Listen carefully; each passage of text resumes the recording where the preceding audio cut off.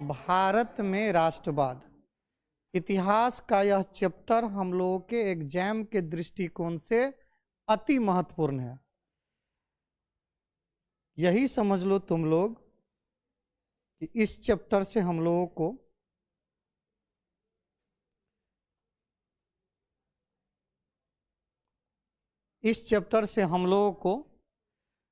कम से कम 7 से 8 objective question रहेगा। 2 क्वेश्चन लघु उत्तरीय रहेगा और एक क्वेश्चन दीर्घ उत्तरीय पूछने का प्रबल संभावना है। तो कहने का मतलब अगर ये चैप्टर हम लोग पढ़ लेंगे अच्छा से तो हम लोग के एग्जाम में एक दीर्घ उत्तरीय बन सकता है, 2 लघु उत्तरीय बन सकता है और 7 से 8 ऑब्जेक्टिव भी हम बना सकते हैं। तै दुआरे अहाँ सब बुझियो जे चैप्टर अहाँ के लेल कतेक ज्यादा इम्पोर्टेंट है। चलिए हम लोग बारी बारी से स्टार्ट करें। सबसे पहला चैप्टर में पहला पार्ट में हम लोग क्या सब पढ़ेंगे? राष्ट्रवाद के बारे में जानेंगे, राष्ट्रवाद क्या है। दूसरा हम लोग पढ़ेंगे आखिर भारत में राष्ट्रवाद का उदय का कारण क्या है। हम लोगों को यहाँ पढ़ना है भारत में राष्ट्रवाद का मतलब ये पढ़ना है कि अंग्रेजों के विरुद्ध भारत के लोग कैसे एक हुए और उसको किस प्रकार से भारत से भगाया, इसके विषय में हमें पढ़ना है। उसके बाद हम लोग को पढ़ना है प्रथम विश्व युद्ध के समय भारत की स्थिति के बारे में जानना है। उसके बाद जब महात्मा गांधी का भारत में आगमन होता है तब सबसे पहला सत्याग्रह जो किया था चंपारण आंदोलन, उसके बारे में हमें जानना है। खेरा आंदोलन, महात्मा गांधी के द्वारा दूसरा जो गुजरात में आंदोलन किया गया था खेरा आंदोलन, उसके बारे में जानना है। बारदोली सत्याग्रह के बारे में जानना है और ताना भगत के जनजाति आंदोलन के बारे में पहला फेज में हम लोग को जानना है। तो सबसे पहला क्वेश्चन हम लोगों को क्या होता है, राष्ट्रवाद क्या है? राष्ट्रवाद के मतलब एक चीज है, अपने देश से प्रेम करना, अपने देश के प्रति वफादारी निभाना, उसे ही हम लोग राष्ट्रवाद कहते हैं। जब कोई व्यक्ति अपने देश के प्रति लगाव का भावना रखता है, मतलब अपने, जैसे हम लोग भारत के संतान हैं, हम लोग भारत माता के संतान हैं, तो हमें जो अपने देश के प्रति लगाव है कि हम अपने तिरंगा का रक्षा करेंगे, हम अपने देश की एकता और अखंडता को अक्षुण्ण रखेंगे, इसके लिए हमें जो करना पड़े, तो इस तरह का जो भावना है उसे ही क्या कहा जाता है, राष्ट्रवाद। वही लिखे हैं हम लोग। राष्ट्रवाद का अर्थ होता है राष्ट्र के प्रति चेतना का उद्देश्य। राष्ट्रवाद का अर्थ क्या होता है, राष्ट्र के प्रति चेतना का उदय होता है। राष्ट्रवाद देश प्रेम की वह भावना है जिसमें व्यक्ति अपने राष्ट्र के प्रति बेतहासा मोहब्बत या लगाव रखता है, साथ ही यह किसी विशेष भौगोलिक, सांस्कृतिक या सामाजिक परिवेश में रहने वाले लोगों में एकता का वाहक बनता है। अगर अनेक उदाहरण से अहाँ सब समझ सके छे, जैसे अहाँ सब देखे तो भारत पाकिस्तान के मैच हुए, ओई मैच में हम अहाँ नहीं खेले छिए, खेले हमरा टीम के कोई 11 गो खिलाड़ी, लेकिन जब भी विराट कोहली अगर छक्का मारे है अहाँ के मुंह पर स्माइल आबि जाए है।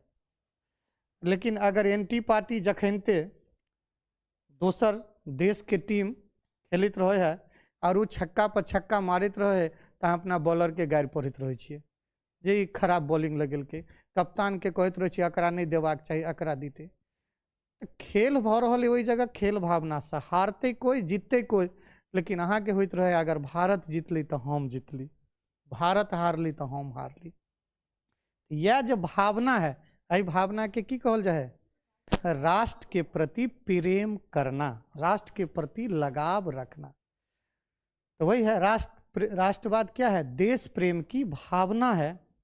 जब कोई व्यक्ति अपने राष्ट्र से बेतहासा मोहब्बत करता है, प्रेम रखता है, लगाव रखता है, उसी भावना को हम लोग क्या कहते हैं? राष्ट्रवाद। राष्ट्रवाद किसी क्षेत्र विशेष के लोगों में एकता का वाहक होता है। वही लिखा हुआ, किसी भौगोलिक, सांस्कृतिक या सामाजिक परिवेश में रहने वाले लोगों में एकता का वाहक होता है। अब अनेक प्रकार से एकरा परिभाषित कर सके छी हम, तो देश लेवल के बात भेले। अहाँ अपन जातिगत भावना से हो रखने हो पे भ जाए, एक जाति से लगाव भेल, वो तो जातिगत लगाव भेले, वो एकटा की भेले? ओकर जाति के भावना भेले। तो हम लोगों को चूंकि देश लेवल का बात कुछ भी पढ़ना है तो हम लोग क्या याद रखेंगे? राष्ट्रवाद क्या है? तो राष्ट्रवाद का अर्थ होता है राष्ट्रीय चेतना का उदय होना। यह राष्ट्रवाद देश प्रेम की वह भावना है जिसमें व्यक्ति अपने राष्ट्र के प्रति बेतहाशा लगाव रखता है। ये कहाँ चल रहा है? बेतहाशा लगाव रखता है।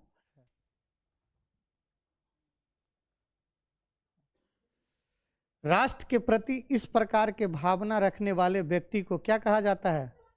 राष्ट्रवादी या देश के दीवाने। बहुत सारे ऐसे लोग हुए जो तुम्हारे देश को आज़ाद करने के लिए अपना सब कुछ निछावर किया। वैसे ही व्यक्ति को हम लोग क्या कहते हैं? राष्ट्रवादी। भगत सिंह सबसे ज़्यादा अगर भारत को आज़ाद करने में कुर्बानी दिया है तो हमारे नज़र में भगत सिंह। आप लोग पढ़े होंगे कि भगत सिंह ऐसा व्यक्ति था जिन्होंने क्या बोला था कि हमारी मृत्यु से ही इस देश में इनकलाब आएगा। इसीलिए वह व्यक्ति हंसते हंसते फांसी पे चढ़ गया। उससे बड़ा कुर्बानी कौन दिया? कोई नहीं दिया। लेकिन सबका अपना अपना योगदान है। देश आज़ाद करने में किसी एक व्यक्ति का योगदान नहीं है, अनेक व्यक्ति का योगदान है। महात्मा गांधी का अलग योगदान है, पंडित नेहरू का अलग योगदान है, खुदीराम बोस जिसको पहली बार फांसी दिया गया उसका भी अलग योगदान है। तो जो भी व्यक्ति राष्ट्र को, हमारे देश में भारत को आज़ादी दिलाने में जो अपना सर्वोच्च निछावर किया, वैसे व्यक्ति को हम लोग क्या कहते हैं? राष्ट्रवादी। हम और आप भी राष्ट्रवादी हो सकते हैं। कब? जब हम लोग अपने देश के प्रति वफादारी निभाएंगे। आज के समय में राष्ट्रवाद का परिभाषा ये होना चाहिए कि हम अपने देश के लोगों को किसी भी प्रकार से तकलीफ न दें। हम इस भारत माता के संतान होने में के क्या फर्ज हम निभा सकते हैं? एक शिक्षक बच्चे को अच्छा पढ़ा के राष्ट्रवाद का परिचय दे सकता है। आप लोग अच्छा से पढ़ लिख के अगर आप डॉक्टर, इंजीनियर बनिएगा, किसी पद पे जाइएगा, तो आप क्या कीजिएगा? समाज को सेवा कीजिएगा, आपसे देश को उन्नति होगा। तो यही हो गया, क्या हो गया? राष्ट्रवाद की भावना। अगर हम कोई भी देश में रहते हुए गलत चीज करते हैं जिससे हमारे देश के लोगों को या देश के एकता, अखंडता को हानि पहुंचता है, तो वैसे व्यक्ति राष्ट्रवादी नहीं हो सकता है। तो हम लोगों को केवल याद क्या रखना है? राष्ट्रवाद किसे कहते हैं? यह पहला चैप्टर में भी क्वेश्चन है और दूसरा चैप्टर में भी है। अरे पहला इसमें भी है, पहला चैप्टर में राष्ट्रवाद है। तो हम लोग यही याद रखेंगे, राष्ट्रवाद का अर्थ होता है राष्ट्रीय चेतना का उदय। राष्ट्रवाद देश प्रेम की वह भावना है जिसमें व्यक्ति अपने राष्ट्र से बेतहाशा मोहब्बत रखता है। साथ ही यह विशेष भौगोलिक, सांस्कृतिक और सामाजिक परिवेश में रहने वाले लोगों में एकता का वाहक बनता है। तो राष्ट्रवाद समझ गए यहाँ सब? राष्ट्र के प्रति कई प्रकार के लगाव रखा वाला व्यक्ति के कथी कहे छी यहाँ? राष्ट्रवादी। चाहे राष्ट्रवादी व्यक्ति के नाम बाजू।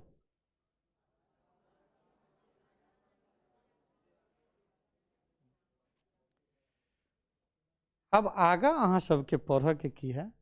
अहाँ सब जाने छिए कि अपन देश के सोना के चिड़िया कहल जाए। औद्योगिक क्रांति के बाद यूरोपियन कंट्री गरीब देश की ओर बढ़ले, एशिया और अफ्रीका महादेश के तरफ बढ़ल। एही क्रम में 1498 ईस्वी में वास्को डिगामा नाम के पहला व्यक्ति जो पुर्तगाली रहे, ओकर भारत में आगमन भेले। कालीकट बंदरगाह पर पुर्तगाली आयल और अहाँ के देश से व्यापार करऽ लागल, कारोबार करऽ लागल। ओहि के बाद फ्रेंच आयल, डच आयल, अनेक व्यक्ति विदेशी आयल। ओहिमे सबसे चतुर और चालाक के रहे? अंग्रेज निकलल। जे अहाँ देश में पहले वो व्यापारी बन के आयल, लेकिन धीरे धीरे अहाँ के संपूर्ण देश के गुलाम बना लेला। और वो एक फार्मूला से गुलाम बनेला, फूट डालो और शासन करो की नीति से हमें गुलाम बनाया। जब संपूर्ण भारत को वो गुलाम बना लिया, अपने अधीनस्थ कर लिया, तब क्या किया? हम पे तरह तरह का जुल्म, तरह तरह का, हमारा आर्थिक शोषण तो किया ही, हमारे आर्थिक शोषण के साथ साथ हमारे धार्मिक कारोबार में भी अपना दखल अंदाजी किया, शैक्षणिक कारोबार में भी अपना दखल अंदाजी किया। तो उसी के विरुद्ध धीरे धीरे जो हमारे देश में अंग्रेज के प्रति लोगों का जो गुस्सा भड़का, उसे ही हम लोग कहते हैं स्वतंत्रता आंदोलन के प्रति लोगों का लगाव, राष्ट्रवाद। तो भारत में राष्ट्रवाद के कारण क्या क्या है, उसके विषय में सबसे पहले हम लोगों को पढ़ना है। तो सबसे पहले सामाजिक कारण। सामाजिक कारण, सामाजिक कारण की है तहाँ से बुझते छे, समाज में 3 वर्ग हुए हैं। समाज में 3 वर्ग, पूंजीपति वर्ग, मध्यम वर्ग और मजदूर वर्ग। बेटा पूंजीपति वर्ग के देश हित से ओतेक लगाव नहीं रहे हैं, ओकरा अपन बेसी कारोबार से लगाव रहे है, वो हमेशा रखबे। दुनियादारी से होते नहीं, हाँ देश हित में वो सहयोग जरूर करे है, लेकिन ओतेक लगाव नहीं रहे है। मजदूर वर्ग वो तो पेट के जोगार में रह जाए। मध्यम वर्गीय व्यक्ति ही कहीं भी किसी भी प्रकार के परिवर्तन में सक्रिय भूमिका निभाए।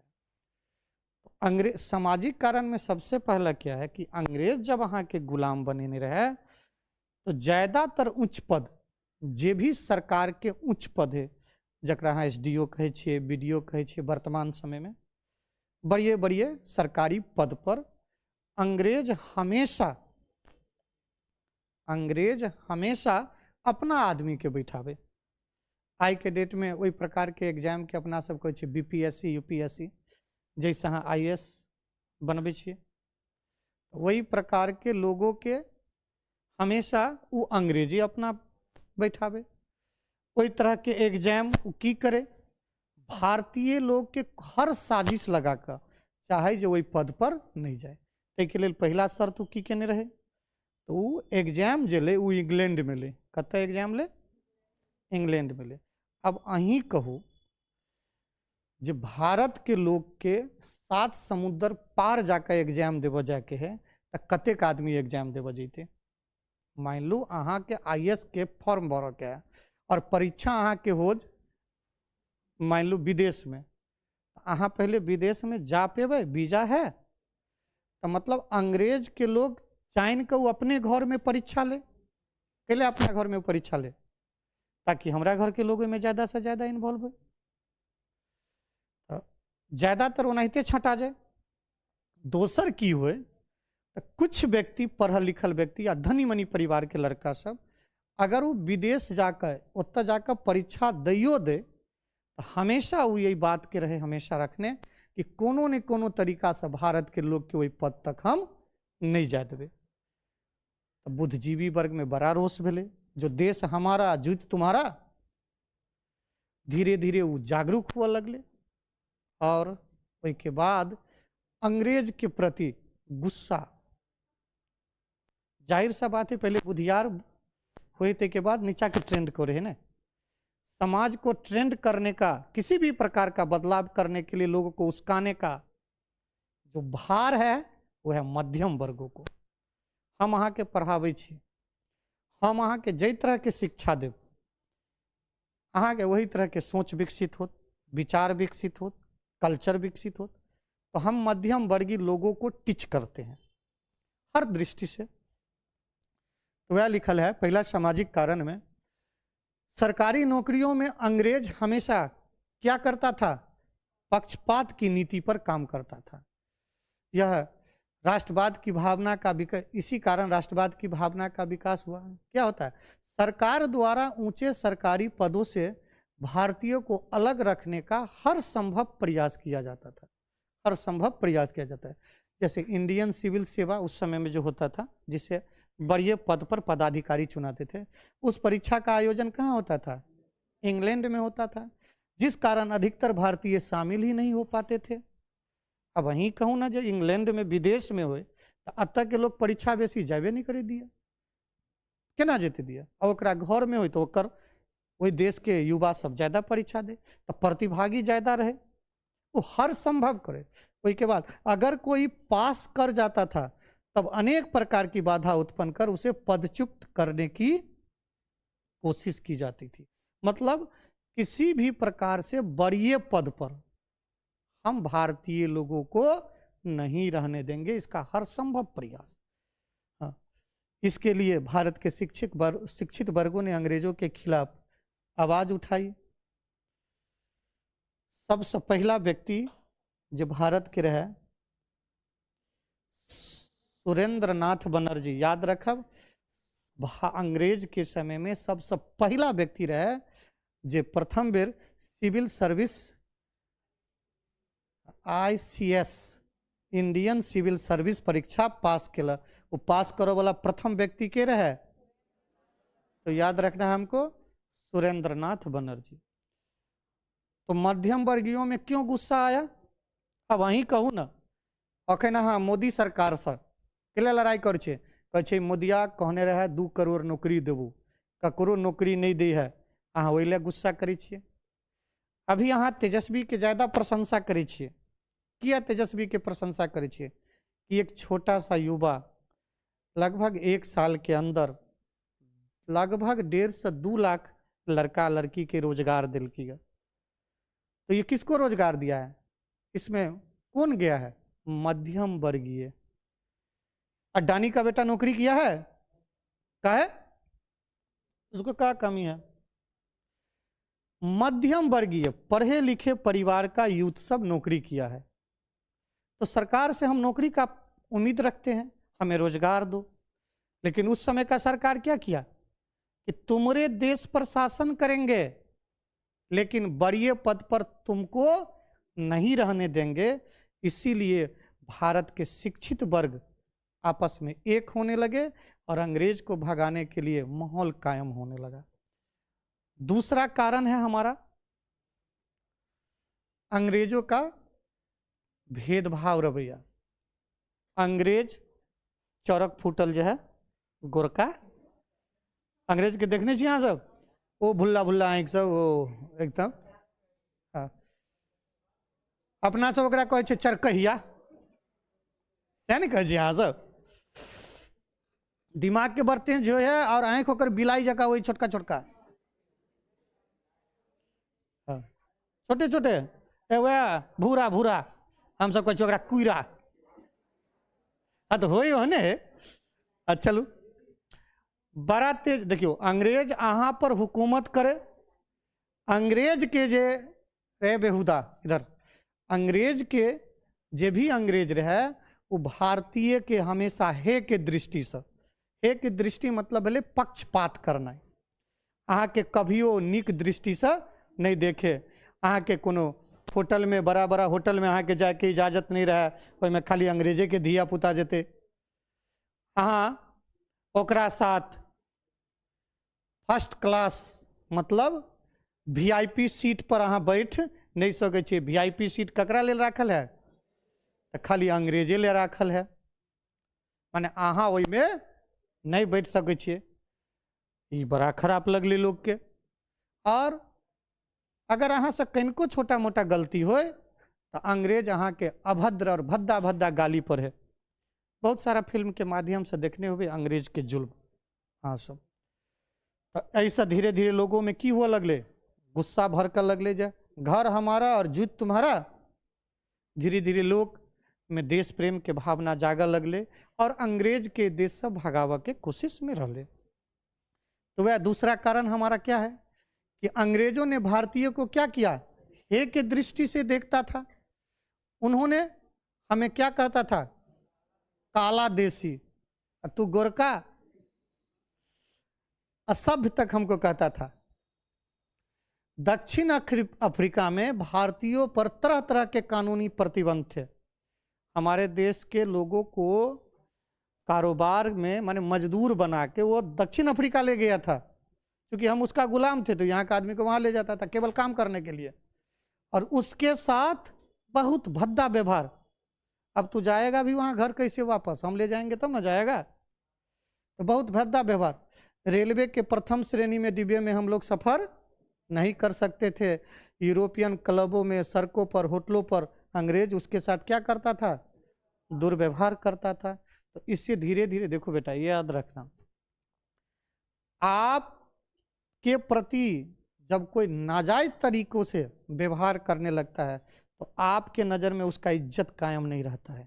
धीरे धीरे आप उसके प्रति नफरत की भावना आप में आने लगता है, और ठीक है, ज़्यादा बदमाशी होने पर अंत में हम लोग क्या करते हैं, उससे मारपीट चालू कर लेते हैं।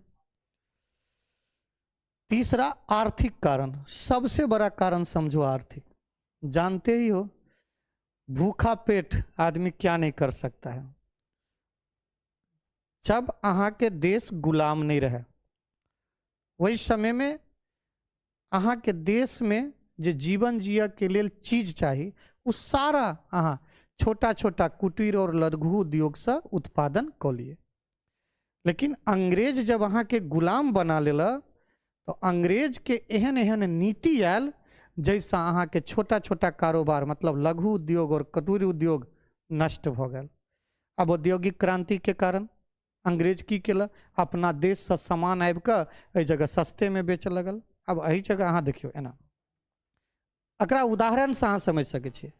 अहाँ के देश में रिलायंस कंपनी है, अहाँ के जियो सिम दिल, जियो डिजिटल लाइफ अहाँ के दिल, और शुरू में फ्रीए में डाटा दिल,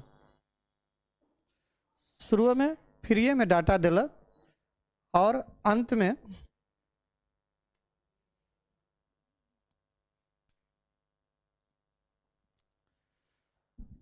शुरू में डाटा फ्रीए में अहाँ के दिल, और बाद में की केल, जब अहाँ के आदत लग गया तो रेट लेवल लागल। तो अंग्रेजों यह केलकै, शुरू में की केलकै, तो अपना देश के सामान बहुत कम कीमत पर बेचे लगले। बहुत कम कीमत पर बेचे लगले, तो भारतीय सामान जो रहे, भारत के लोग द्वारा जो उत्पादित सामान रहे, जनता के भाई जो सस्ता है वो लेंगे, तो वो लिए लगले। तो भारत के जो उत्पादन वाला कारोबारी रहे, ओकर सबके कारोबार की भ गेलै, चौपट भ गेलै। आ जब ओकर सबके कारोबार चौपट भ गेलै, तब ई 3 गुना 4 गुना दाम पर अपन सामान बेचे लागल। माने वो एहन नीति अपनेला ताकि भारत के लघु एवं कुटीर उद्योग नष्ट हो जाए। अतबे ने वो भारत में उत्पादित वस्तु पर बहुत ज्यादा टैक्स लगा दिल के, माने सरकार को तुमको पैसा देना पड़ेगा तब बेचोगे, तो उसका कीमत क्या हो गया, बहुत ज्यादा बढ़ गया। और अपने सामान पर वह किसी प्रकार का टैक्स नहीं लगाता था, जिस कारण उसका सामान का रेट क्या था, कम था। माने कहने का मतलब ये हुआ कि अंग्रेजों ने ऐसा षड्यंत्र रचा ताकि भारत के कारोबार पूर्ण रूप से चौपट हो जाए, हमारे देश का सामान चले। इतना ही नहीं, वो और बहुत सारा काज सब की केला। भारत से लोगों से कच्चा माल के उत्पादन औने पौने दाम पर खरीदे। यहाँ सब नील के खेती वाला बात बुझने होवे। तो अंग्रेज की करे, अतः से कच्चा माल कम कीमत पर लो जाए, और सामान बना के जे बेचे ओकरा बहुत ज्यादा लागत मूल्य से बेचे। कह के मतलब भेले भारत के लोग के, भारतीय समाज के धीरे धीरे वो आर्थिक शोषण सेहो करो लगले। तहु कारण गुस्सा जायज भेल। तो वह बात लिखल है यहाँ के, गुलामी से पहले हमारा देश क्या था, गुलामी से पहले हमारा देश, हमारा गांव स्वावलंबी, मतलब हम अपने जरूरत को पूरा अपने देश के अंदर उत्पादित वस्तु से कर लेते थे, अपनी आवश्यकता की पूर्ति का उत्पादन से स्वयं हम कर लेते हैं। लेकिन अंग्रेजों ने भारत के उद्योग धंधे को क्या किया? अंग्रेजों ने भारत के उद्योग धंधे को नष्ट कर दिया। इंग्लैंड के उद्योग धंधों को प्रोत्साहन दिया, हमारे देश को क्या किया? देश के उद्योग बढ़ गया और अपने देश के उद्योग धंधे को बढ़ावा दिया। सरकार की आर्थिक नीतियों के कारण कृषि एवं उद्योग क्या हो गए? नष्ट हो गए। जैसे सरकार नकदी फसल जैसे नील, कपास, गन्ना आदि की उगाही मनमानी कीमतों पर करवाते थे।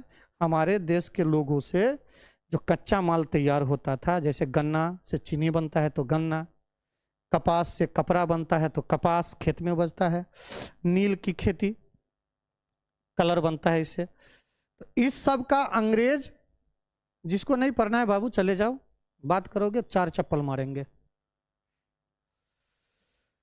अंग्रेज हमारे देश के लोगों से ये चीज सब उगाही मनमाने ढंग, मनमाने कीमत पर हम उपजाते थे और ये लेके क्या करता था? चला जाता था बहुत कम कीमत पर, और अपना सामान क्या करता था? उसी चीज से बने हुए सामान को हमारे देश में क्या करता था? ऊंची कीमत पर बेचता था। तो अंग्रेजों ने भारत में बने कपड़े पर निर्यात पर कई प्रकार के प्रतिबंध लगाए। मतलब हमारे देश का कपड़ा दूसरे जगह नहीं जा सकता, उसके लिए क्या किया? प्रतिबंध लगाया। जबकि इंग्लैंड के मशीन से बने कपड़े पर भारत में बिक्री पर किसी प्रकार का प्रतिबंध नहीं था। मान लो सरकारें वह रहे जनाखे नहा के मोदी सरकार है।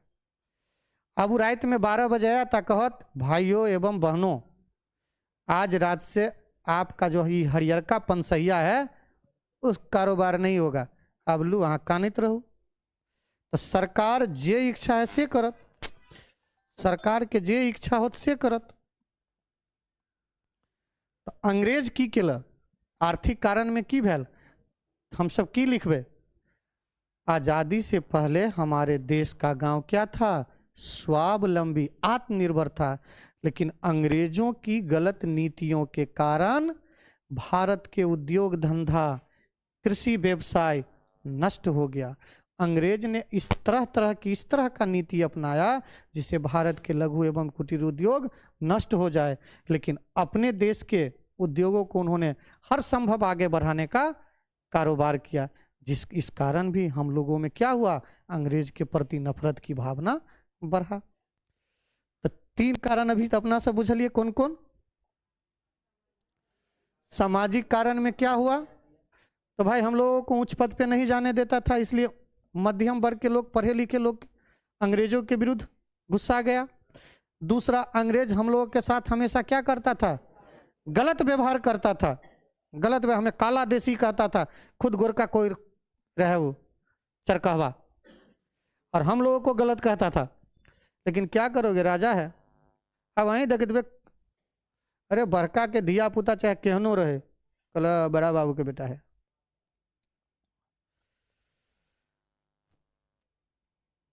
धार्मिक कारण,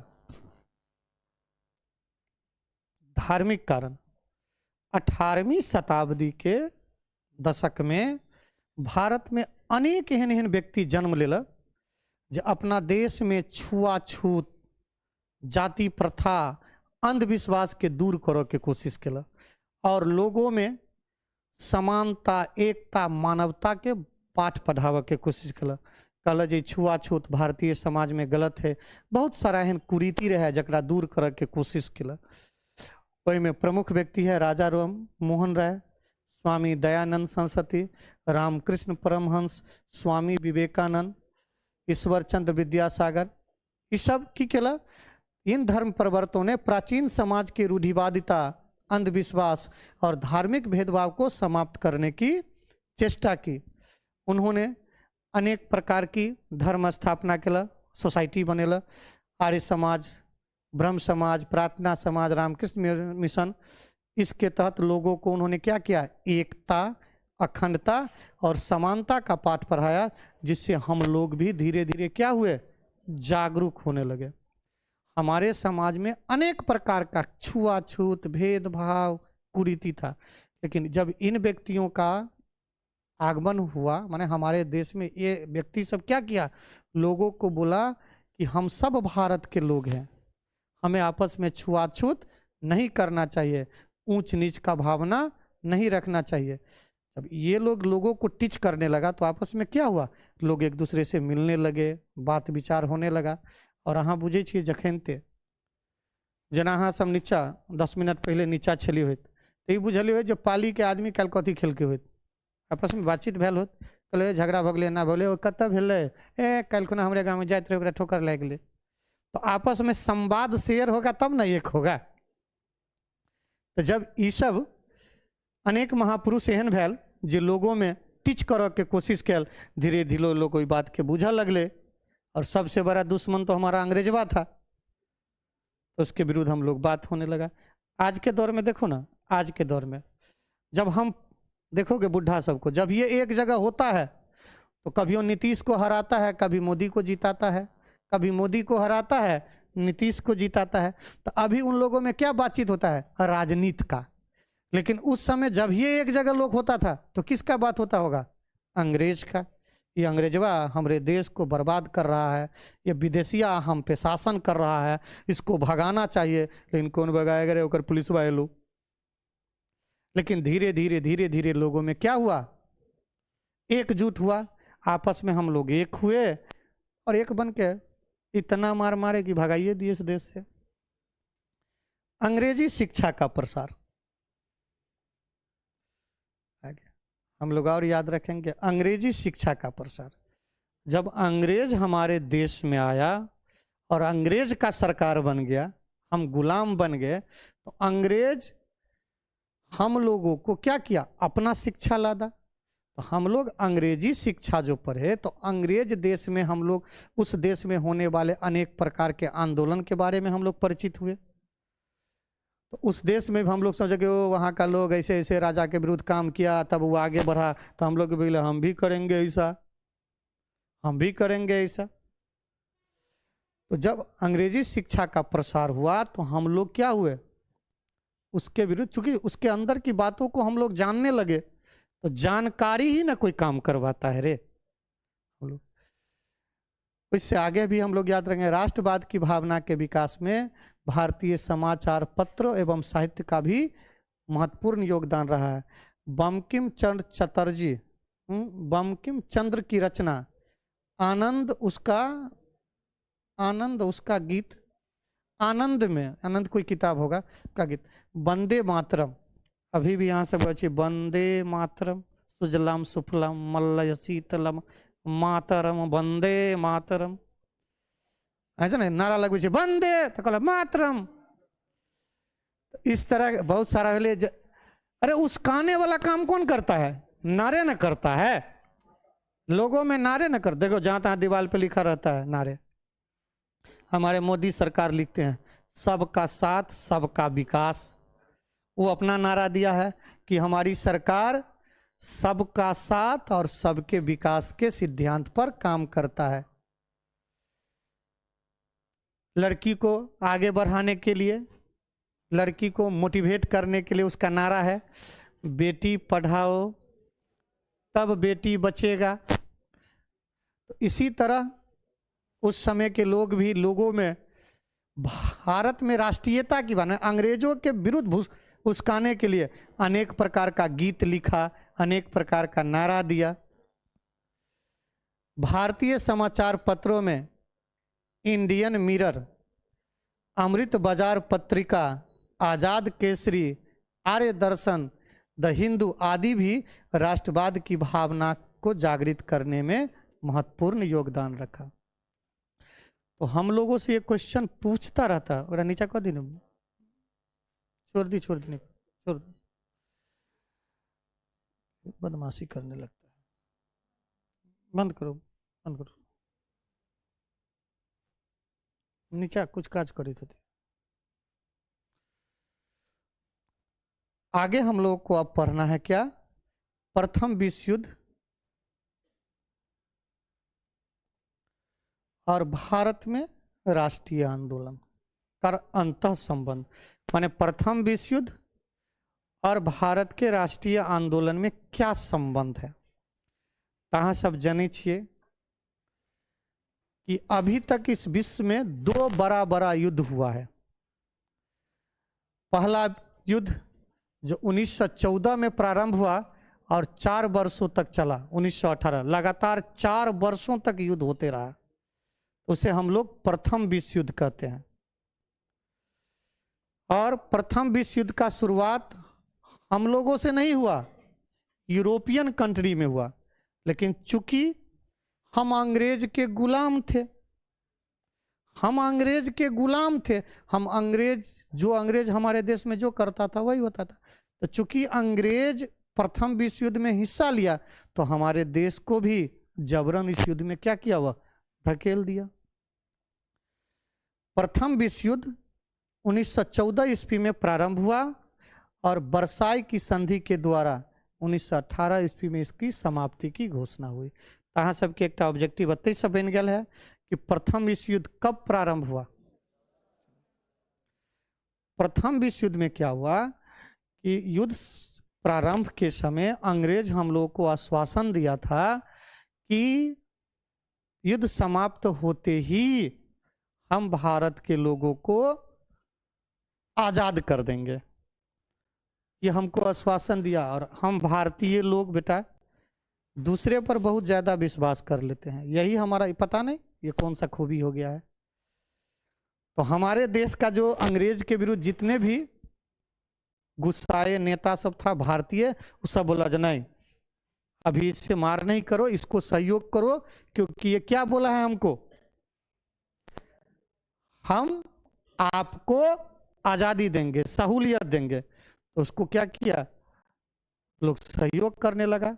सबसे ज्यादा हितैषी महात्मा गांधी था, सब सहयोग करने लगा। लेकिन जैसे जैसे युद्ध आगे बढ़ा, ये भर्म लोगों को धीरे धीरे टूटने लगा। कारण क्या था, तो अंग्रेज क्या किया, जबरन भारतीयों को सेना में भर्ती करने लगा, और सेना में भर्ती करके की कहते चल मरोला, आगे सेना में जल्दी जल्दी भर्ती करे लगल, और भर्ती के लिए युद्ध करल। युद्ध हमारा है ही नहीं, और फिर भी हमारे युवा को शामिल करके लड़ाई करने के लिए ले जाता था, वहां से मर के आता था। तो धीरे धीरे हमारे समाज में क्या हुआ, अंग्रेज के विरुद्ध गुस्सा बढ़ने लगा। अंग्रेज क्या किया, युद्ध के समय ज्यादा टैक्स बांध दिया। भाई उसको युद्ध में खर्च हो रहा था, तो भाई खर्च की पूर्ति हम ही लोगों से करने लगा। तो धीरे धीरे की भैल, अंग्रेज के विरुद्ध गुस्सा बढ़ लगल। वही समय में 1915 ईस्वी के आसपास यहाँ देश में महात्मा गांधी अफ्रीका से आयल, चंपारण सत्याग्रह वही बीच में भैल। तो वह लिखल है, प्रथम विश्व युद्ध 1914 में प्रारंभ हुआ और 4 वर्षों तक लड़ी गई। प्रथम विश्व युद्ध कितने वर्षों तक लड़ी गई, कब समाप्त हुआ, किस संधि के द्वारा। भारत प्रथम विश्व युद्ध में शामिल नहीं था, लेकिन अंग्रेजों के गुलाम होने के कारण हमें उसमें जबरन क्या किया गया, हमें जबरन उसमें ठेल दिया गया, हमें जबरन शामिल होना पड़ा। प्रारंभ में भारतीय नेता ने ब्रिटिश सरकार को युद्ध में हर संभव सहयोग किया। क्यों किया, क्योंकि उसे स्वराज संबंधी आश्वासन पर भरोसा था। ये अंग्रेजवा बड़ा तेज, अंग्रेज अहाँ के की कहल, जब हमरा युद्ध में साथ देव तो अहाँ के हम स्वराज दो दे, माने स्वतंत्र कऽ देव। लोगों के भेले जे बिना मारे पीट के ने हमरा स्वतंत्र कऽ देव। जना देखित हुए वोट के समय मुखिया तरह तरह के लोभ दैत रहे है, आ जितला के बाद टोकबो नहीं करे है। तो वही तरह से अंग्रेज अहाँ के, लेकिन जैसे जैसे युद्ध आगे बढ़ा, भारतीयों को यह भ्रम टूट गया, हमरा सबके नेता को भ्रम क्या हुआ, टूट गया। अंग्रेज उल्टे क्या सब किया, तो देखो अंग्रेज ने क्या किया, रक्षा बजट में मतलब युद्ध के बजट में क्या किया, बेतहाशा वृद्धि कर दी, भारतीयों पर अधिक कर लगा दिया, जिससे क्या हो गया, महंगाई बढ़ गया। अंग्रेज के लोगों ने भारतीय ग्रामीण को जबरन सेना में क्या किया, भर्ती कराया, उन्हें युद्ध करने के लिए भेज दिया, जिस कारण भारतीय में रोष व्याप्त। अब सोचिए ना, युद्ध उसका और लड़ने जाए मेरा बेटा, क्या जाएगा भाई, जीतोगे तुम अब मरे हम, खून नहीं कर देंगे। इसी समय 1918 के महात्मा गांधी का भारत लौटना, उसके द्वारा चंपारण सत्याग्रह आरंभ करना। एनी बेसेंट कौन आंदोलन? होम रूल आंदोलन प्रारंभ करा। भारतीय राष्ट्रीय कांग्रेस में गरम दल और नरम दल का एक हो जाना। 1913 ईस्वी में लाला हरदयाल द्वारा कौन पार्टी की स्थापना? गद्दर पार्टी का स्थापना करने से हमारे देश में राष्ट्रवाद की भावना और ज्यादा मजबूती। माने राष्ट्रवाद पिक स्टेज पे कब पहुंचा? प्रथम विश्व युद्ध के समय। और द्वितीय विश्व युद्ध में तो उसको हम भगाइए दिए भाई, उधर लड़ाई में फंसा, इधर हम लोगों को भी मौका मिला ना। मान लो अहाँ के दुश्मन कतो फंस गया तो तखन अहाँ के मौका है ना, चल चढ़ाई कर, अखन तो यह मौका है, मौके के तलाश में लोग रहो ना। तो चलो अहाँ सबके की सब जगह याद रखा के है, प्रथम विश्व युद्ध कब हुआ, कितने वर्षों तक लड़ा गया, किस संधि के द्वारा प्रथम विश्व युद्ध समाप्त हुआ? प्रथम विश्व युद्ध समाप्त किस वर्ष हुई? प्रारंभ में भारतीय नेताओं ने प्रथम विश्व युद्ध में अंग्रेजों का क्या किया? सहयोग किया, विरोध किया? इनमें कोई न सहयोग किया न विरोध किया, इनमें कोई नहीं। हाँ याद रखा क्या? होम रूल आंदोलन किसके द्वारा प्रारंभ किया गया? गद्दर पार्टी की स्थापना किसके द्वारा गया? कितने ईस्वी में? इतना याद रखना है हम लोगों को, यहां से इतना याद रखना पड़ेगा। चलिए यहां तक में तो कोई दिक्कत नहीं, चलिए आगे। चंपारण सत्याग्रह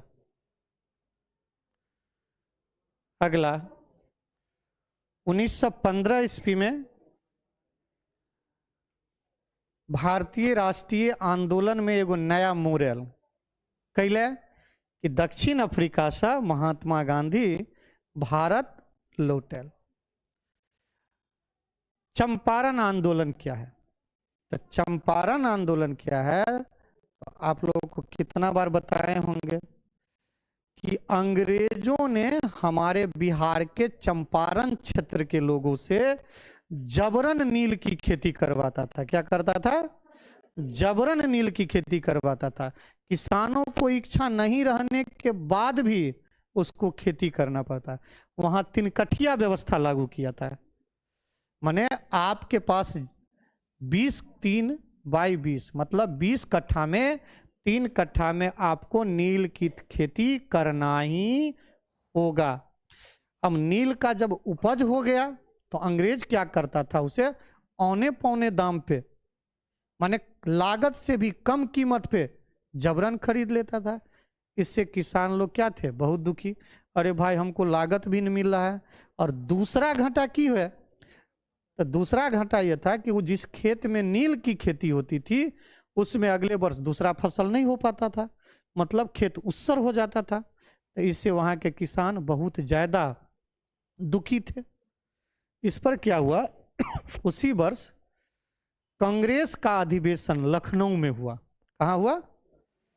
लखनऊ में कांग्रेस का अधिवेशन हुआ और वहां भारत के चंपारण क्षेत्र के एक किसान थे रामचंद्र शुक्ल, राजकुमार शुक्ला।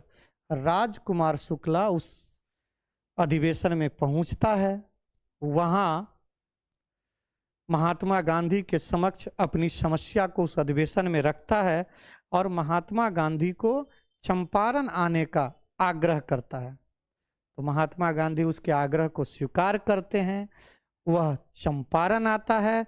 चंपारण आने के बाद वहां के किसानों के साथ आपस में इस समस्या पर बातचीत करता है और ये जो नील की खेती थी वह खेती नहीं करने के लिए सबसे पहले महात्मा गांधी पहला जन आंदोलन का शुरुआत करता है और अंग्रेज को झुकना पड़ता है और सदा के लिए नील की खेती से किसानों को मुक्ति दिलाता है। तो अहाँ के परीक्षा में इहो पूछत रहे जब महात्मा गांधी ने अंग्रेजों के खिलाफ भारत में सबसे पहले आंदोलन कहाँ से प्रारंभ किया? तो हम लोग क्या लिखेंगे? चंपारण से। अहाँ के पूछे 3 कठिया व्यवस्था क्या है? तो चंपारण के किसानों पर अंग्रेजों के द्वारा 20 कट्ठा में 3 भाग में 3 कट्ठा में 1 बीघा के 3 कट्ठा भागों में नील की खेती जबरन करवाया जाता था, जिसे उसको औने पौने दाम पर खरीद लेता था। इसी सिस्टम को कहा गया था 3 कठिया व्यवस्था। तो वह लिखल है, बिहार के नीले गोरों माने अंग्रेज ने 3 कठिया व्यवस्था प्रचलित की थी। इस व्यवस्था के में किसानों को अपनी जमीन का 3/20 हिस्से में नील की खेती करनी होती थी, जो प्रायः उपजाऊ भूमि हुआ करता था। इस व्यवस्था से किसान बहुत दुखी रहता था, क्योंकि इससे उसकी भूमि की उर्वरता क्या हो जाती थी, कम हो जाती थी, और साथ ही उसके उपज की भी उचित कीमत नहीं मिलता था। 1916 ईस्वी में कांग्रेस के लखनऊ अधिवेशन, 1916 ईस्वी में कांग्रेस का अधिवेशन कहाँ हुआ, लखनऊ। चंपारण के एक किसान राजकुमार शुक्ल ने महात्मा गांधी को चंपारण आने का निमंत्रण दिया। महात्मा गांधी चंपारण पहुंचकर किसानों के शिकायत को सुना और इस 3 कठिया व्यवस्था के विरोध एक सत्याग्रह प्रारंभ किया। इसे ही हम लोग क्या कहते हैं, चंपारण सत्याग्रह। अगर हमरा से बहुत तरह से पूछित रहे क्वेश्चन, चंपारण सत्याग्रह से आप क्या समझते हैं, तो इतना लिखना पड़ेगा। अब इससे आगे हुआ क्या इस आंदोलन का परिणाम,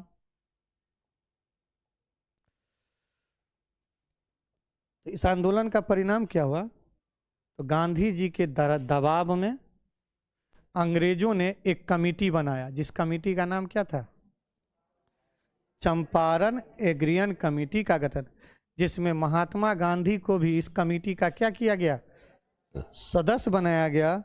और यह कमेटी एक कानून बनाया जिससे किसानों पर अत्याचार बंद हो गया और 3 कठिया व्यवस्था समाप्त कर दी गई।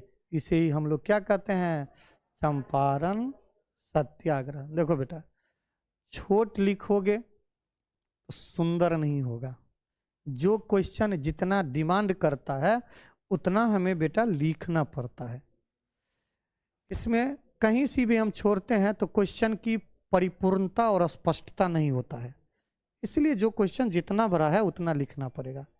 हाँ, हमारे एग्जाम में रहते कि कम से कम आप 30 शब्दों में लिखिए, तो इसमें थोड़ा चूंकि लिखना पड़ेगा।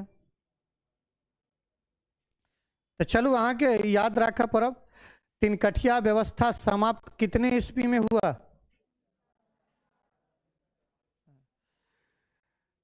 चंपारण एग्रियन कमेटी का सदस्य निम्नलिखित में से कौन था। ऑप्शन में आपका रहेगा महात्मा गांधी, पंडित नेहरू, रामचंद्र शुक्ल, भगत सिंह। महात्मा गांधी।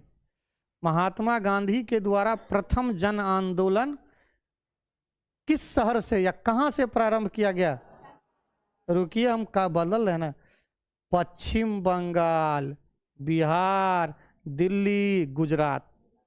हाँ, चंपारण जिला कहाँ है, बिहार में, तो यहाँ हम लोग क्या लिखेंगे, बिहार।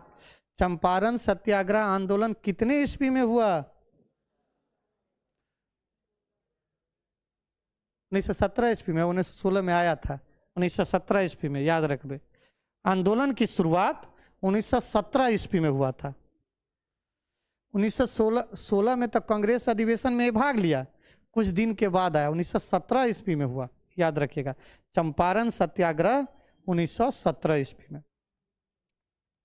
अब अगला देखो बेटा, इस चैप्टर में हर चीज के बारे में जानना है। चंपारण सत्याग्रह 1917 ईस्वी किसके द्वारा, महात्मा गांधी। कहाँ, बिहार के चंपारण जिला में। किस व्यवस्था के खिलाफ, तो नीले गोरे के द्वारा थोपा गया जो 3 कठिया व्यवस्था था उसके खिलाफ। 3 कठिया व्यवस्था क्या है, तो 20 कट्ठा में से 3 कट्ठा खेतों में नील की खेती करना पड़ता था। जो क्या करता था अंग्रेजवा, उससे औने पौने दाम पे खरीद लेता था। इससे किसान क्या रहता था, बहुत दुखी रहता था, क्योंकि उसे लागत का भी मूल्य नहीं मिलता था, और दूसरा हानि उसको क्या होता था कि वो खेत की उपज शक्ति समाप्त हो जाती थी। उसमें कोई प्रॉब्लम, कोई दिक्कत तो नहीं होना चाहिए। अब अगला हम लोग आए खेरा आंदोलन। क्या और कहाँ हुआ? खेरा आंदोलन बेटा महात्मा गांधी के द्वारा 1918 ईस्वी में गुजरात में प्रारंभ किया, और यह भी एक किसान आंदोलन था। यह भी क्या था? किसान आंदोलन था। और यह आंदोलन नील की खेती के विरोध नहीं था, कर वसूली के विरुद्ध। अंग्रेज क्या किया था, तो किसान पर बहुत ज्यादा टैक्स बांध दिया था। वहां के किसान इससे बहुत ज्यादा दुखी हुआ। क्या तो 1918 ईस्वी में खेरा जिला में पूरे साल फसल क्या हो गया? खराब हुआ, किसान को नहीं उपजा। लेकिन अंग्रेज अपना टैक्स कम करना नहीं चाहता था। ये लोग पहले आग्रह किया जे हुजूर एहि बेर उपजा बाड़ी नहीं भेलीगा, एहि बेर हम एते पाई अहाँ के नहीं दऽ सकै छी। लेकिन अंग्रेज एहि बात के सुनऽ के लेल तैयार नहीं भेले। तैसे लोगों के धीरे धीरे और ज्यादा गुस्सा उठा लगले। वही बीच जब नहीं मानल के तो हार कर महात्मा गांधी के बजेलै किसान सब जे अहाँ एहि आंदोलन के नेतृत्व करियो। अखन देखै छी ने कोनो चीज तो मोदी के बजा लेला। राम मंदिर का उद्घाटन हो रहा है, अब मोदी आ रहा है। बल्कि राम मंदिर का उद्घाटन किसको करना चाहिए? हमारे देश के महंत को, ऋषि मुनियों को, शंकराचार्य, गुराचार्य, इसको करना चाहिए। लेकिन देखो क्रेडिट कौन ले रहा है? इस देश की सरकार ले रहा है। तो राजनीति को और धर्म को लोगों को अलग रखना चाहिए। लेकिन आज के डेट में क्या हो रहा है कि राजनीति ही धर्म बन रहा है, धर्म ही राजनीति बन रहा है, जो किसी भी देश के लिए शुभ संकेत नहीं है। इससे हम लोगों में धार्मिक कट्टरपंथता बढ़ेगा, जो देश की एकता और अखंडता के लिए भविष्य में खतरा हो सकता है। ये मान लीजिए हम हिंदुत्व को लेकर अगर आगे बढ़ेंगे तो दूसरे धर्म के जो लोग हैं वो भी तो अपने धर्म के प्रति कट्टरपंथता बढ़ाएगा, और धीरे धीरे हम लोग धार्मिक हो जाएंगे। संप्रदायवाद का बोलबाला हो जाएगा हमारे देश में, जो हमारे आसपास के लिए एकता अखंडता के लिए बहुत घातक है। 1918 ईस्वी में क्या हुआ, तो खेरा गुजरात में की भेल तो बहुत ज्यादा टैक्स लगा दिल। लेकिन किसान सब टैक्स देव से इनकार कर दिल। वही बीच जब किसान के बात नहीं सुनल तो महात्मा गांधी के वो लोग आग्रह किल, और महात्मा गांधी किसान के मांग के जायज ठहरावे सरकार के विरुद्ध सत्याग्रह आंदोलन किल। और अंततः स्थानीय जो सरकार रहे वही बात के लेल झुकले, राजी भेले जे वास्तव में गलत काज भ रहल है। और एहि आंदोलन में सफल भेल। इस सफल भेला के कारण महात्मा गांधी के प्रतिष्ठा, इज्जत पूरा देश में फैल गए। माने अब महात्मा गांधी हमारे देश का एक राष्ट्रीय लेवल का नेता बन गया। तो चलो आके याद रख पड़त, खेरा सत्याग्रह किसके द्वारा प्रारंभ किया गया? कहां हुआ? कब हुआ? किस लिए हुआ?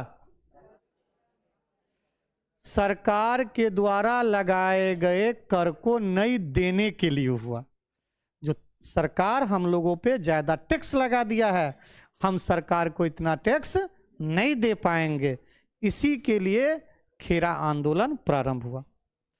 कौन किया? शिव बुझले। भारतीय राजनीति में राष्ट्रीय नेता महात्मा गांधी किस आंदोलन के बाद बना? खेरा आंदोलन के बाद बना। ये याद रखना है हम लोगों को। आगे अभी तक हम लोग दो आंदोलन के बारे में जाने हैं, चंपारण सत्याग्रह और खेरा आंदोलन।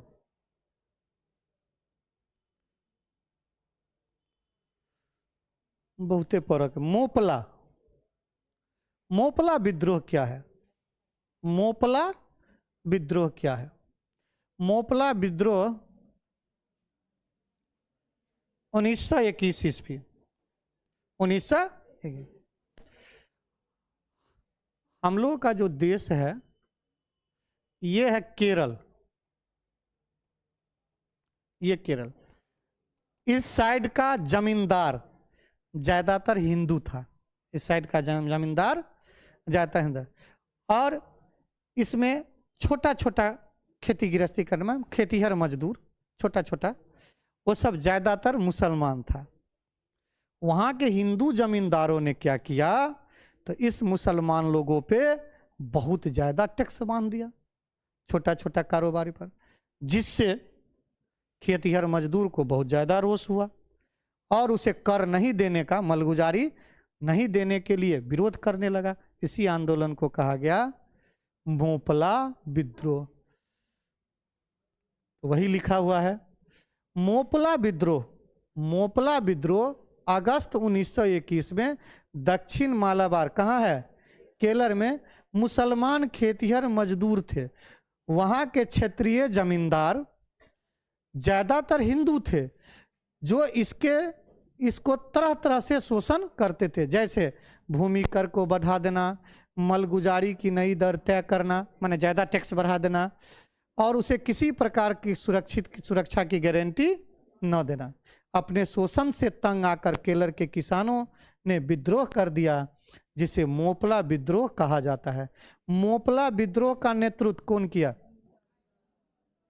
अली मुसालियार। अली मुसालियार कौन किया? अली मुसालियार ने किया। कौन किया? अली मुसालियार ने किया। तो याद रखना है, देखिए यहां से क्या सब याद रखना है। मोपला विद्रोह क्या है, तो हम सब याद रखबे, जो मोपला विद्रोह 20 अगस्त 1921 को प्रारंभ किया गया। कहाँ? दक्षिण मालाबार, केरल में। किसके द्वारा? मुस्लिम खेतीहर मजदूरों के गया। मालाबार जो केरल क्षेत्र में पड़ता है, वहां के क्षेत्रीय हिंदू जमींदार क्या करता था? इस खेतीहर मजदूर पर तरह तरह का शोषण करता था, जैसे ज्यादा टैक्स वसूलना, मलगुजारी बढ़ा देना, उसे किसी प्रकार का सुरक्षा नहीं देना। इन सब से तंग आकर वहां के खेतीहर मजदूरों ने विद्रोह किया। इसे ही क्या कहा गया? मोपला विद्रोह किया गया। इसका नेतृत्व किसने किया? तो चलिए ये याद रखना है, मोपला विद्रोह का विरोध नेता कौन था? कितने ईस्वी में हुआ? कहाँ हुआ? इतना जरूर याद रखना है ऑब्जेक्टिव के लिए। सब्जेक्टिव के लिए 2 नंबर में पूछता रहता है। अगला चौथा, बारदोली सत्याग्रह। बारदोली सत्याग्रह, ये सरदार वल्लभ भाई पटेल, देखिए अभी तक हम लोग पढ़े हैं, उसमें 2 आंदोलन महात्मा गांधी द्वारा अगुवाई में, वो आंदोलन अली मुसायरीन के द्वारा, ये आंदोलन सरदार वल्लभ भाई पटेल के द्वारा। बारदोली आंदोलन संविधान स्वतंत्रता संग्राम के दौरान कितना में? 1928 ईस्वी में किया गया। यह भी एक किसान आंदोलन था। क्या था? यह भी एक किसान आंदोलन। हुआ क्या? तो वहां के स्थानीय सरकार, गुजरात के स्थानीय सरकार क्या किया, तो कर में अचानक 30% वृद्धि कर दिया। मतलब मैलू सरकार के पहले अहाँ के अगर 100 रुपया दिए पड़े छल, तब की केलके वो 130 रुपया अहाँ के लागल है। 30% उसको क्या किया? कर में क्या किया? वृद्धि कर दिया। इससे किसान लोग गुस्सा गया, बोला नहीं रे, इतना पैसा हम कहाँ से देंगे। अकर अगुवाई के कल विरोध के? सरदार वल्लभ भाई पटेल के। और विरोध अतेक ज्यादा भ गया जे अंततः सरकार के झुकब पड़ले। ओहि के लिए एक कमिटी बनायल गेले और अंत में 30% लगान घटाकर 6.03% गया। सरदार वल्लभ भाई पटेल के कुशल नेतृत्व में ये आंदोलन सफल भेल। और यही आंदोलन के बाद सरदार वल्लभ भाई पटेल, पहले वल्लभ भाई पटेल कहे, उनका आगा में नाम लगा दल के सरदार, उनका माने सरदार के उपाधि दिल गए। तो ऑब्जेक्टिव क्वेश्चन अहाँ क्या तू सब होने है कि सरदार की उपाधि सरदार वल्लभ भाई पटेल को किस आंदोलन के बाद दिया गया? बारदौली। बारदौली आंदोलन के नेता कौन थे? हाँ, याद है। बारदौली आंदोलन किस राज्य में हुआ? कब हुआ? याद। बारदौली आंदोलन क्या है? तो भारतीय स्वतंत्रता संग्राम के दौरान 1928 में गुजरात के में प्रारंभ किया गया, जिसका नेतृत्व कौन था? सरदार वल्लभ भाई पटेल। यह आंदोलन प्रांतीय सरकार के विरुद्ध, प्रांतीय मतलब राज्य सरकार के विरुद्ध, राज्य सरकार क्या किया था? तो लगान में 30% वृद्धि कर दिया था। सरदार वल्लभ भाई पटेल ने इस लगान वृद्धि का जमकर विरोध किया और सरकार ने इस सत्याग्रह को, आंदोलन को पहले तो कुचलने का काम किया, लेकिन अंत तक क्या हो गया? जब लोग नहीं माना तो विवश हो गया और एक न्यायिक अधिकारी बूमफील्ड और एक राजस्व अधिकारी मैक्स, सब अंग्रेजी है, ने संपूर्ण मामलों को जांच कर 30% आंदोलन को गलत ठहराते हुए उसे क्या किया? 0.6।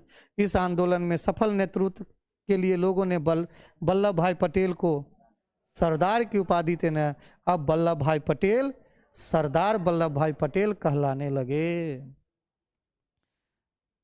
अपना सब अभी तक क्या टा आंदोलन बुझलिए? 4 गो। आइए ताना भगत जी, नेंगौटी मैन।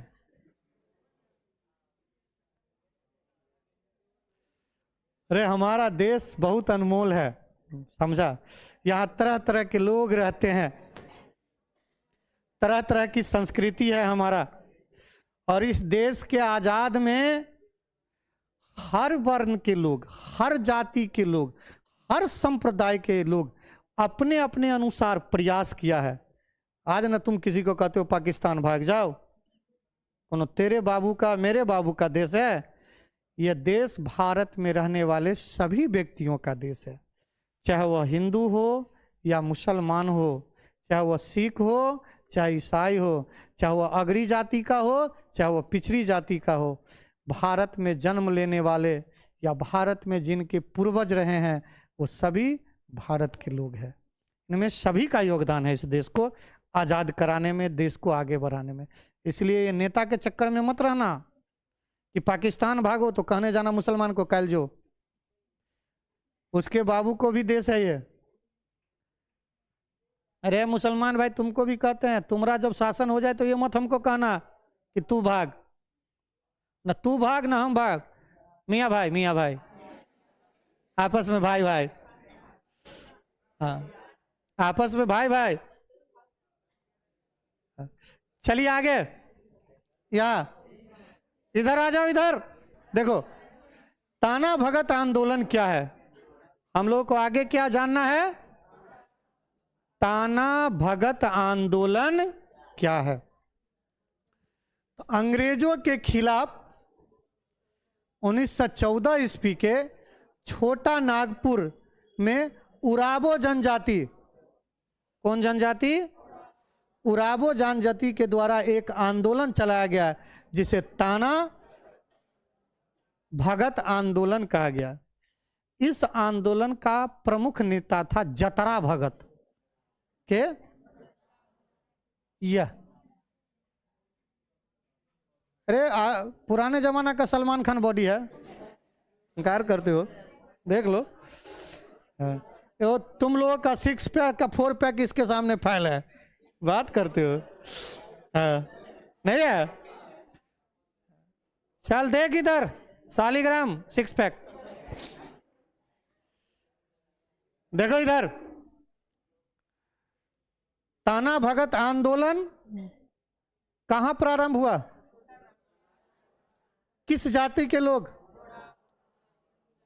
जाति का ताना भगत, अरे जतरा भगत इस आंदोलन का प्रमुख नेता था। यह आंदोलन अंग्रेजों से ज्यादा अपने संप्रदाय में फैले हुए कुरीतियों को दूर करने का यह आंदोलन था। जतरा भगत ने आदिवासी लोगों को बोला कि देख, ये भर दिन जो तू पी के टर रहता है, पीना तीना छोड़, ये ज्यादा मांस मांस के चक्कर में छोड़, माने अपने समाज में सुधार करने का कार्य किया। और एकेश्वरवाद, एक भगवान की भक्ति करने के लिए बोला, तो वही लिखा है। इस आंदोलन का नेता कौन था? जतरा भगत है। इस आंदोलन में सामाजिक, धार्मिक और शैक्षणिक सुधार पर विशेष ध्यान। देखो, अंग्रेजों को भगाने से ज्यादा इसमें क्या सुधार हुआ है? सामाजिक, धार्मिक और शैक्षणिक। उरावो मतलब वो अपने जातियों, जनजातियों को मांस, मदिरा, दारू तथा आदिवासी नृत्यों से दूर रहने की बात कही गई। एकेश्वरवाद पर बल देने को भी जोर दिया गया। यह आंदोलन अहिंसक था जो 1914 से 1920 ईस्वी तक चला। तो देखियो, एमे बेटा याद की सब राखा के अपना सबके जे ताना भगत आंदोलन, इसी को बेटा आदिवासी आंदोलन भी कहा जाता है कहीं कहीं। कहाँ प्रारंभ हुआ? तो छोटा नागपुर। किस जातियों ने किया? जनरल कंपटीशन में ये चीज से पूछता रहता है, ये याद रखिए। केवल आप ये मत समझिए कि हम भारतीय स्वतंत्रता संग्राम 10वीं वर्ग के लिए पढ़ रहे हैं। ये 10वीं वर्ग का पढ़ाई नहीं है, आप आगे भी ये चीज सब काम देगा, याद रखिएगा। इसका प्रमुख नेता कौन था? जतरा भगत ने इस आंदोलन में क्या किया? सामाजिक सुधार पर, धार्मिक सुधार पर और शैक्षणिक सुधार पर भार दिया। उरावो जाति के लोगों को मांस, मदिरा और आदिवासी नृत्य, भर दिन डांसे उन्स में रहता था, इस सब से दूर रहने का कहा और एक भगवान को, एकेश्वरवाद पर बल दिया। यह आंदोलन 1914 से लेकर कब तक चला? याद रखिएगा, ये खेरा और खोर में अंतर है। खेरा ऊपर पढ़े थे और ये खोर है। खोर आंदोलन 1914 में आदिवासियों के द्वारा उड़ीसा में चलाया गया, याद रखिएगा। ये खोर, खेरा है, ये खोर है। अब देखिए थोड़ा कंफ्यूज रहता है आदमी। ये खोर और खेरा, तो इसमें कंफ्यूज